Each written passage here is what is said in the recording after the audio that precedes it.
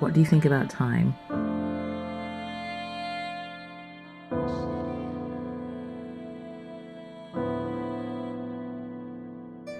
And what do you think about death?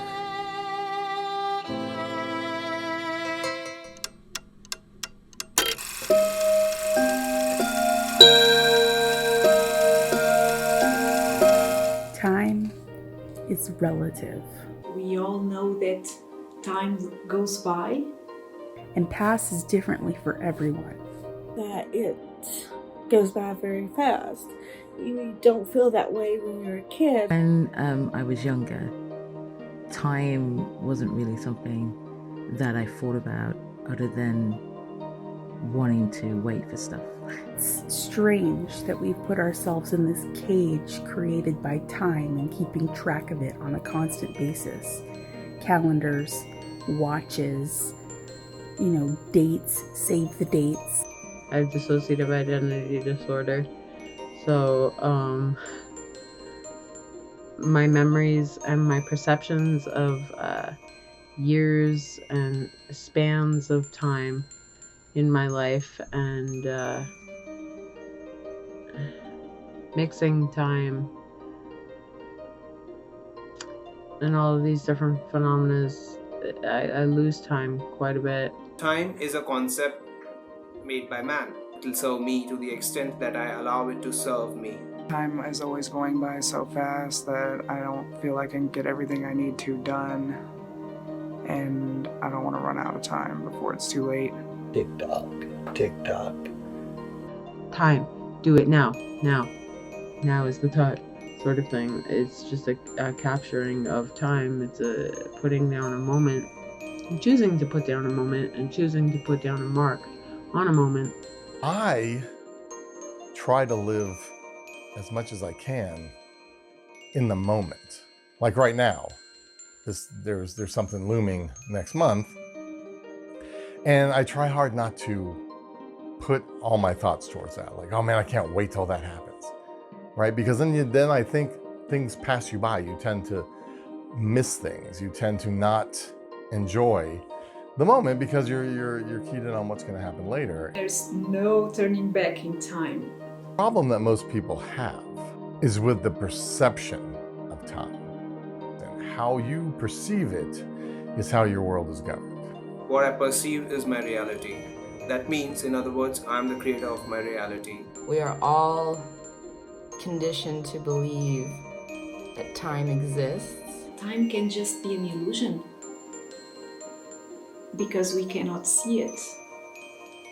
We cannot draw it if someone asks us to. I think if you're not talking about time on a clock, then you're talking about a space of existence, a time in which something is in reality. As we developed physics and science, we understood that we can also measure the passing of time, passing of life, or whatever we consider life, by vibrations, by harmonies, and all it is a measure of motion. I kind of told seasons through signs in nature rather than time. There's a certain smell that comes along when summer dies. There's a certain feeling and a certain way to tell time internally that has nothing to do with the calendar or numbers. Time is one of the most precious things in life. It's a gift that most of us waste because we literally think we're never going to run out of it. It's possible we were given a certain amount of time and a certain amount of energy. We're here to learn the things that we're supposed to.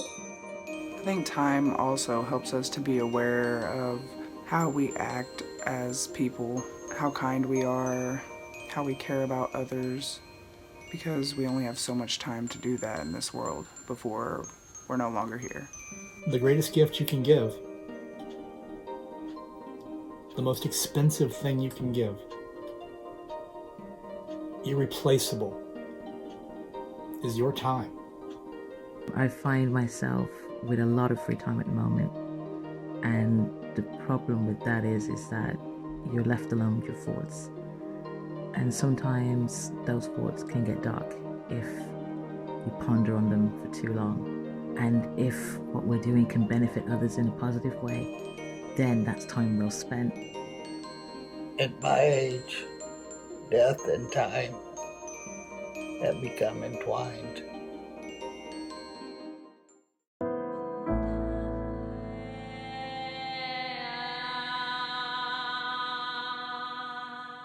Life is a countdown from birth to death. Death is a very fickle and strange thing. It is surely the end of something in a way, but it's more a transformative experience where something new is happening. And because of the veil of mystery, we don't get to see what's on the other side of it until it's our turn. Time tells me soon I will be history.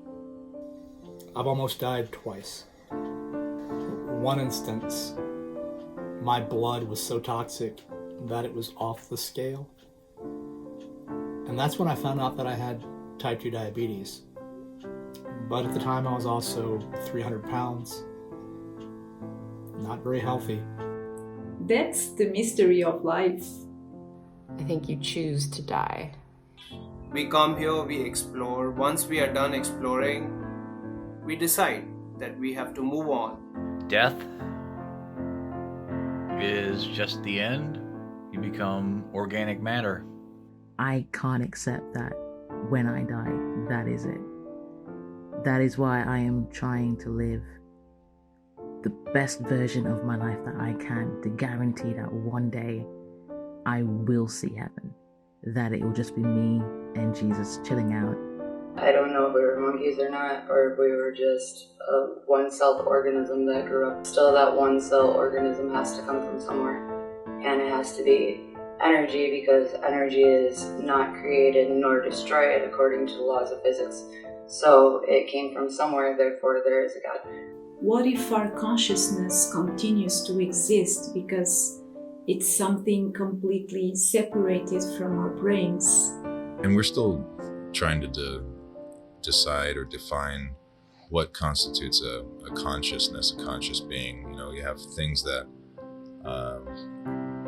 move and have life, and then we can infer or assume that they also have some kind of a soul or spirit.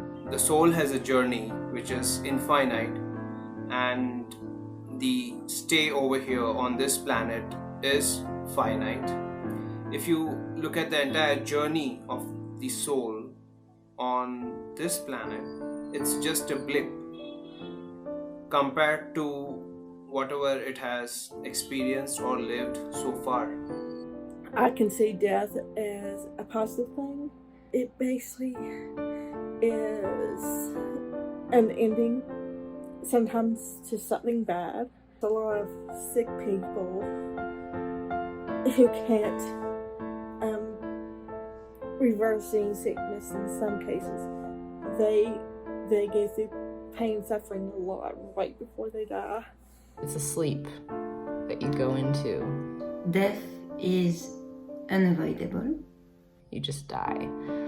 When you're talking about death, what you're dealing with is grief. I, for instance, have a friend, and in a way, our friendship died because we don't see each other or do things anymore, even though I still care about this person a lot. And in a lot of ways, it's like there was a death of this person who was in my life so often that when they left, there's like this gigantic hole. It feels like I've mourned this person. I've mourned their existence. Death is not a tragedy for the one who dies, but for those who love the one who dies. understanding that a person loses a pet, you know, it can be just as real and emotional to losing a child or a parent or brother or sister. Sometimes it's horrendous. I mean, I don't think it's ever good. I mean, even if you are with somebody who's sick and you expect this to happen, it's still not a good thing.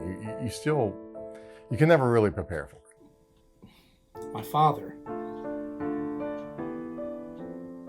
he was probably my first real feeling of loss over a family member dying. He got cancer. I mean, I guess he had cancer. And it put him in the hospital. And from that point forward, it never really got better for him. And it's not that time heals all wounds, but time gives you perspective. Like, the older I get, the more I respect the timeline and like the cycle of death. Think of how you would want your loved ones to be after you're gone, right? Would you want them to crawl into a hole and stop living? No, you wouldn't. You would expect them to be sad. You would expect them to go through a period of grief, right? But you would want them to keep living. I wasn't there when my father passed away. I couldn't get back in time. And it happened unexpectedly at home. I wasn't ready to lose my dad.